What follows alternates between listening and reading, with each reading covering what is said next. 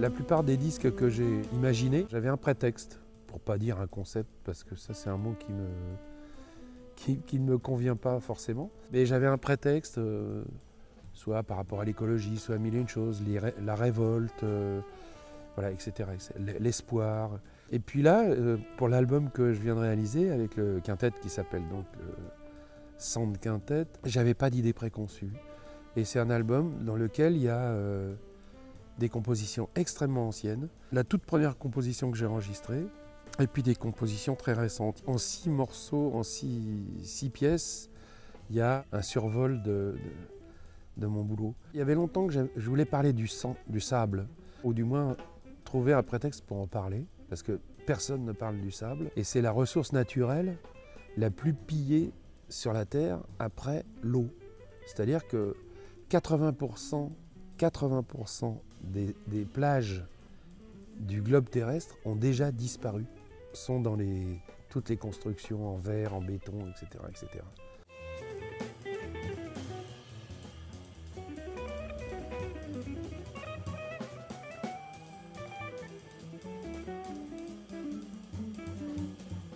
Il y avait déjà un bon petit moment que j'avais envie d'exprimer de la musique autour de la femme. Voilà.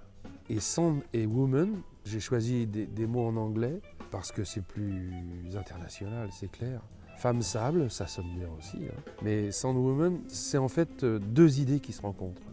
Alors après, la symbolique de la femme sable, la femme en sable, la femme sur le sable, la femme de sable, ça j'arrêterai là, à chacun d'utiliser son imagination.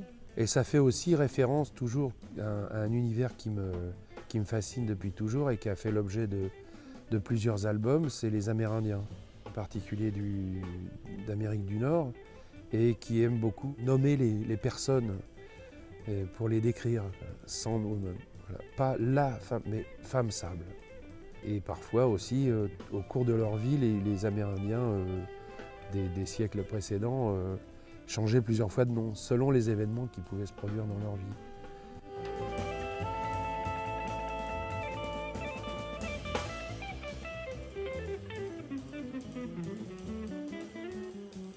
J'ai besoin d'une dimension vocale dans ce que j'entends dans la musique. Ça m'arrive souvent de composer en chantant, de jouer de la contrebasse et de chanter en même temps. Et puis de là peuvent venir des idées que je développe ensuite sur le piano, etc., au piano. Le chant m'est vraiment nécessaire. Et ces 3 musiciens-là, lorsqu'ils jouent ensemble, j'entends plus comme des voix, comme un chœur, que comme 3 instruments. Et ce qui est bien aussi, ce qui est chouette, c'est qu'il y a plusieurs combinaisons. Sébastien joue la clarinette alto, ce qui est assez rare, d'un timbre particulier et vraiment qui me plaît beaucoup, et du saxophone alto, et Vincent Léconque joue du saxophone ténor et du saxophone soprano. Et tous les deux ont vraiment des très beaux sons qui se marient parfaitement. Et tous ces instruments-là se marient à la perfection, plus Manu Kodja à la guitare qui, lui, a un talent fou en général, et en particulier pour jouer d'une manière très, comment dirais-je, comme un instrument à vent. Et le mélange des trois instruments, ça fonctionne à la perfection en ce qui concerne ma façon d'entendre les choses.